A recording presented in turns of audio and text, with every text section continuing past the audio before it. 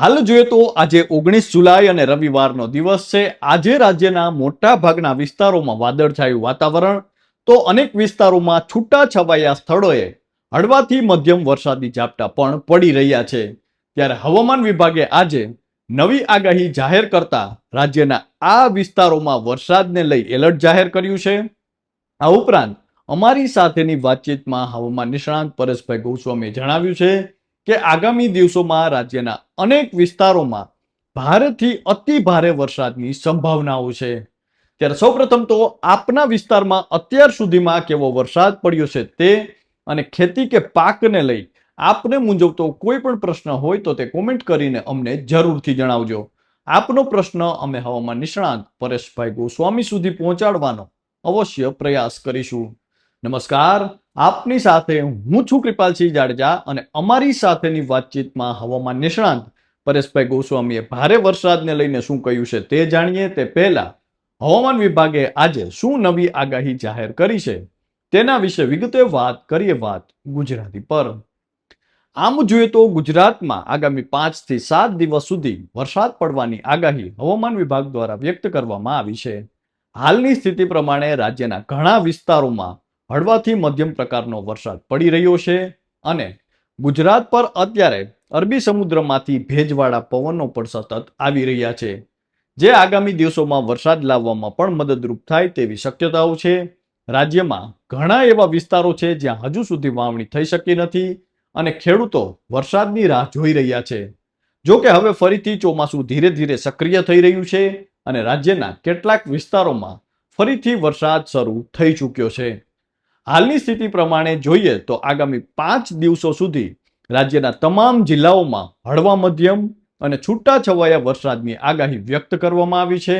હવામાન વિભાગના આંકડાકીય મોડેલ પ્રમાણે જોઈએ તો આગામી આજથી લઈને અથવા આવતીકાલથી હજુ પણ વરસાદનું જોર થોડું વધે તેવી શક્યતાઓ છે. ખાસ કરીને દક્ષિણ ગુજરાતના જિલ્લાઓ, પૂર્વ ગુજરાતના જિલ્લાઓ અને એ સાથે જ સૌરાષ્ટ્રના દક્ષિણ તરફના જિલ્લાઓમાં વરસાદનું જોર વધે તેવી સંભાવનાઓ છે. હવામાન વિભાગના જણાવ્યા અનુસાર રાજ્યમાં 23 જુલાઈ સુધી આ પ્રકારનો વરસાદ રહેશે. હવે આજે અને આગામી દિવસોમાં હવામાન વિભાગે રાજ્યના કયા જિલ્લાઓમાં વરસાદને લઈ એલર્ટ જાહેર કર્યું છે તે જાણીએ તે પહેલા અમારી સાથેની વાતચીતમાં હવામાન નિષ્ણાંત પરેશભાઈ ગોસ્વામીએ આગામી દિવસોમાં ભારે વરસાદને લઈ શું કહ્યું છે આવો જાણીએ. આપણે બે પરિબળો એવા છે જેને કારણે ગુજરાતમાં અત્યારે છૂટાછવાયા વરસાદ પડી રહ્યા છે. એક પરિબળ તો અરબ સાગર સક્રિય થયો, જેને કારણે મોન્સૂન ઓફશોર ટ્રફ હોય છે ખૂબ પોઝિટિવ છે. એટલે મોન્સૂન ઓફશોર ટ્રફને કારણે પણ ઝાપટા પડી રહ્યા છે. સાથે રાજ્ય ઉપર છેલ્લા 2 દિવસથી એક યુએસસી એટલે કે અપર એર સાયક્લોનિક, બરાબર, હવે આ જે સક્રિય થયું છે અપર એર સાયક્લોનિક યુએસસી, હવે આને કારણે જે અત્યારે ઝાપટા પડી રહ્યા છે, આ ઝાપટા લગભગ આપણે 20 તારીખ સુધી ચાલુ રહેવાના છે. પણ મેં આપને જણાવ્યું એમ છૂટાછવાયા ઝાપટા હશે, સાર્વત્રિક નહીં હોય. અમુક જગ્યાએ તીવ્ર થંડરસ્ટોર્મ થાય તો ત્યાં કદાચ ગાજવીજ સાથે થોડું વરસાદનું પ્રમાણ વધારે જોવા મળે, 1 થી 2 ઇંચ કે 3 ઇંચ સુધી પણ પહોંચી શકે. બાકી મોટા ભાગના વિસ્તારમાં સામાન્ય ઝાપટા જ પડવાના છે. ઝાપટાથી વધારે અપેક્ષા હમણાં નથી રાખવાની. બીજી વાત એ છે કે હવે 20 તારીખે આ રાઉન્ડ પૂર્ણ થાય પછી 21 થી 25 નું સેશન હશે, એ સેશનમાં ઝાપટામાં ઘટાડો થશે. પણ ઝાપટાઓ છે એ ચોક્કસથી ચાલુ રહેવાના છે, ઝાપટા બંધ નથી થવાના.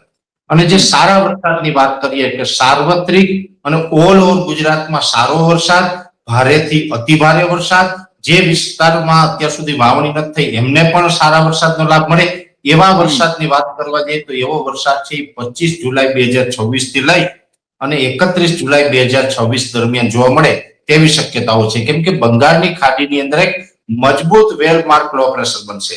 સૌપ્રથમ તો એ યુએસસી બનશે, યુએસસી મજબૂત થઈને લો પ્રેશર બનશે. લો પ્રેશર છે એ વેલ માર્ક લો પ્રેશરની કેટેગરીમાં આવશે. હવે એ વેલ માર્ક લો પ્રેશરની કેટેગરીમાં આવે એટલે ખૂબ મજબૂત રીતે ગુજરાત ઉપરથી પસાર થશે. કેમ કે એ બંગાળની ખાડીની જે સિસ્ટમ છે એ મધ્યપ્રદેશ ઉપર આવશે, મધ્યપ્રદેશ ઉપર થઈને ગુજરાત ઉપર થઈને એ અરબ સાગરમાં અથવા તો પાકિસ્તાન તરફ આગળ વધે તેવી સંભાવનાઓ છે. જેને કારણે લગભગ તો મારું એવું માનવું છે કે ગુજરાતના 80% નહીં પણ લગભગ 95 થી 98% વિસ્તારમાં વરસાદ થશે 25 થી 31 જુલાઈમાં. એટલે લગભગ કોઈ બાકાત નથી રહેવાનું અને બિલકુલ. એની અંદર અમુક જગ્યાએ ભારેથી અતિ ભારે પણ જોવા મળશે, એટલે કે 8-10 ઇંચ સુધી પણ અમુક જગ્યાએ વરસાદ જઈ ઓહો. શકે છે. તો આ તો હતી હવામાન નિષ્ણાંત પરેશભાઈ ગોસ્વામીની આગાહી. હવે હવામાન વિભાગે આગામી દિવસોમાં વરસાદને લઈ શું શક્યતા વ્યક્ત કરી છે તે જોઈએ તો હવામાન વિભાગના જણાવ્યા અનુસાર 19 તારીખના રોજ એટલે કે આજે રાજ્યના તમામ જિલ્લાઓમાં છૂટાછવાયા સ્થળોએ હળવા મધ્યમ વરસાદની સંભાવના છે. ત્યારબાદ 20 તારીખના રોજ એટલે કે આવતીકાલે રાજ્યના વડોદરા, છોટાઉદેપુર, ભરૂચ, નર્મદા, સુરત, તાપી, ડાંગ, નવસારી અને વલસાડમાં કેટલાક સ્થળોએ હળવા મધ્યમ વરસાદની શક્યતા છે. આ સિવાયના બાકીના તમામ જિલ્લાઓમાં છૂટાછવાયા સ્થળોએ હળવા મધ્યમ વરસાદની સંભાવના હવામાન વિભાગે વ્યક્ત કરી છે. ત્યારબાદ 21, 22 તથા 23 જુલાઈ પણ આ જ રીતે દક્ષિણ ગુજરાતમાં કેટલાક સ્થળોએ વરસાદ, જ્યારે બાકીના વિસ્તારોમાં છૂટાછવાયા સ્થળોએ વરસાદની શક્યતા વ્યક્ત કરવામાં આવી છે. તો આ તો હતી હવામાન વિભાગની આગાહી, હવામાન નિષ્ણાંત પરેશભાઈ ગોસ્વામીની આગાહી. અને ખાસ કરીને તેમની આગાહી પ્રમાણે જોઈએ તો આગામી 5-6 દિવસ છે, એટલે કે આગામી 25 તારીખ સુધી જોઈએ તો રાજ્યમાં હળવા મધ્યમ વરસાદી ઝાપટા પડી શકે છે, છૂટાછવાયા સ્થળોએ પડી શકે છે. અને ત્યારબાદ 25 તારીખથી હવામાન નિષ્ણાંત પરેશભાઈ ગોસ્વામીના જણાવ્યા અનુસાર કે 25 તારીખ બાદ રાજ્યમાં ભારેથી અતિ ભારે વરસાદની શક્યતાઓ છે. તો હાલ બસ આટલું જ. ફરી મળતા રહીશું વાત ગુજરાતી પર.